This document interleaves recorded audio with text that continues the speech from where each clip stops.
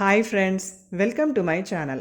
ఇప్పుడు నేను చదివి వినిపించబోయే చందమామ కథ పేరు గురుపీఠం. ఒకప్పుడు కాశీ విద్యాపీఠం దేశం అంతటికీ అత్యున్నత విద్యాపీఠంగా ఉండేది. మాధవవర్మ కాలంలో ఆ పీఠానికి అధిపతి నిగమశర్మ అనే మహాపండితుడు. సకల శాస్త్ర పారంగతుడై ఉండి కూడా ఆయన చిన్నమెత్తు గర్వం లేకుండా తన వద్దకు వచ్చిన విద్యార్థులకు విద్యలు నేర్పుతూ ఉండేవాడు. ఆయన వద్ద విద్యాభ్యాసం చేసిన శిష్యులలో రాజశేఖరుడు అనేవాడు ఒకడు. అతను మంచి తెలివితేటలు కలవాడు. అయితే అతను గురుకులానికి వచ్చిన క్షణం నుంచి అతని దృష్టి అంతా గురువుగారి పదవి మీదనే ఉంటూ వచ్చింది. అతను తన సహ అధ్యాయులతో కలిసి తిరిగేవాడు కాదు. అయినా అధ్యయనంలో అతను అందరినీ మించి ఉండేవాడు. విద్యాభ్యాసం పూర్తి కావస్తున్నా కొద్దీ రాజశేఖరుడికి గురుపీఠం మీది వాంఛ తీవ్రం కాసాగింది. ఏ విధంగానైనా తాను తన గురుస్థానం ఆక్రమించాలని అతను దృఢంగా నిశ్చయించుకున్నాడు. విద్యాభ్యాసం పూర్తి కాగానే శిష్యులందరూ తమ తమ ఇండ్లకు వెళ్ళిపోయారు.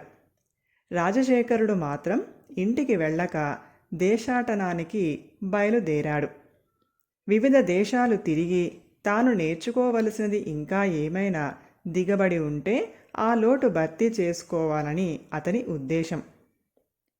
ఈ ఉద్దేశం కూడా నెరవేరి తన పాండిత్యం పరిపూర్ణం అయిందని తోచినాక రాజశేఖరుడు వివిధ ఆస్థానాలకు వెళ్ళి అక్కడి పండితులతో చర్చలు జరిపి ఆ పండితులు ఎవరూ పాండిత్యంలో తనకన్నా మించిన వారు కారని రూఢీ చేసుకున్నాడు. ఆ తర్వాత అతను తిరిగి కాశీ రాజ్యానికి వచ్చి మాధవవర్మ కొలువు తీరి ఉండగా సభకు వచ్చి, మహారాజా, నేను సకల శాస్త్రాలు చదివిన పండితుణ్ణి. అనేక దేశాలు తిరిగి ఎందరో పండితులను చూశాను. నన్ను మించగల పండితులు నాకు ఎక్కడా కానరాలేదు. అలాంటి వారు మీ సభలో ఎవరన్నా ఉన్నారేమో తెలుసుకుందామని వచ్చాను అన్నాడు. తన ఆస్థాన పండితులతో రాజశేఖరుడు పండిత చర్చలు జరపటానికి రాజు అంగీకరించి అవకాశం కలిగించాడు. చర్చలలో రాజశేఖరుడే అందరికన్నా మిన్న అని రుజువు చేసుకున్నాడు. దానితో అతని అహంకారం మరింత రెచ్చిపోయింది. అతను మాధవవర్మతో, మహారాజా, నా ఆధిక్యత రుజువు చేసుకున్నాను కదా, నాకు కాశీ విద్యాపీఠాధిపతి పత్యం దయచేయించండి అన్నాడు. రాజు నిగమశర్మను పిలిపించి రాజశేఖరుడి కోరిక తెలిపాడు. నిగమశర్మ రాజశేఖరుడితో, నాయన, ఆస్థాన పండితులనందర్నీ ఓడించి గురుపీఠం కోరావట. చాలా సంతోషం.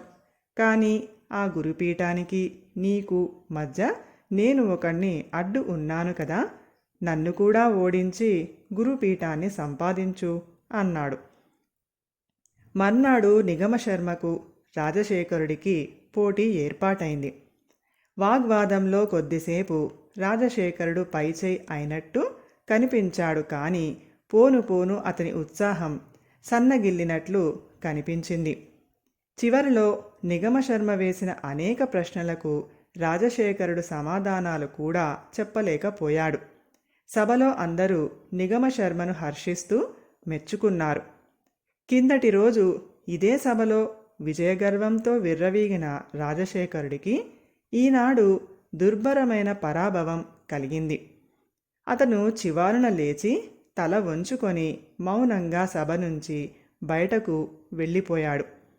ఆ పోవడం అతడు తిన్నగా హిమాలయాలకు వెళ్ళి అతి కఠోర దీక్షతో 2 ఏళ్ల పాటు సరస్వతీదేవిని గురించి తపస్సు చేశాడు. సరస్వతీదేవి ప్రత్యక్షమై అతనికి సంపూర్ణ జ్ఞానాన్ని ప్రసాదించింది. వెంటనే రాజశేఖరుడిలో ఒక విచిత్రమైన మార్పు వచ్చింది. అతను అప్పటికప్పుడే బయలుదేరి కాశీరాజ్యానికి తిరిగి వచ్చి విద్యాపీఠానికి వెళ్ళి నిగమశర్మ కాళ్ల మీద పడి అజ్ఞానం మూలంగా కలిగిన తన అహంకారాన్ని క్షమించమని వేడుకున్నాడు. నిగమశర్మ అతన్ని లేవనెత్తి, నాయనా రాజశేఖర, నువ్వు విద్యార్థిగా ఉంటూనే చదువు మీద కన్నా గురుపీఠం మీద ఎక్కువ లక్ష్యం ఉంచావు. ఆ సంగతి నాకు తెలుసు. అందరినీ మించిన తెలివితేటలు ఉండి కూడా నువ్వు సంపూర్ణ జ్ఞానాన్ని పొందలేకపోవటానికి అదే కారణం. అహంకారం కూడా అజ్ఞానం మూలంగానే కలుగుతుంది. నీ అహంకారం పోవటం చూస్తే నీ జ్ఞానం పరిపూర్ణమైనట్టు కనబడుతుంది. అందుకే నీకు వినయం అబ్బింది అన్నాడు. ఆయన మర్నాడు రాజశేఖరుణ్ణి వెంటపెట్టుకొని మాధవవర్మ వద్దకు వెళ్ళి, మహారాజా, ఇతనే కాశీ విద్యాపీఠానికి కొత్త అధిపతి. యువకుడు, నన్ను మించిన వాడును. నేను వృద్ధుణ్ణి అయిపోయాను. వానప్రస్థం పోదల్చాను అన్నాడు. నిగమశర్మ కోరిన విధంగా రాజు రాజశేఖరుణ్ణి కాశీ విద్యాపీఠానికి అధిపతిగా నియమించాడు. కథ సమాప్తం. ఈ కథ కనుక మీకు నచ్చినట్లయితే ప్లీజ్ లైక్ చేయండి, షేర్ చేయండి. మరిన్ని మంచి మంచి కథల కోసం మా ఛానల్ని సబ్స్క్రైబ్ చేసుకోండి. Thank you.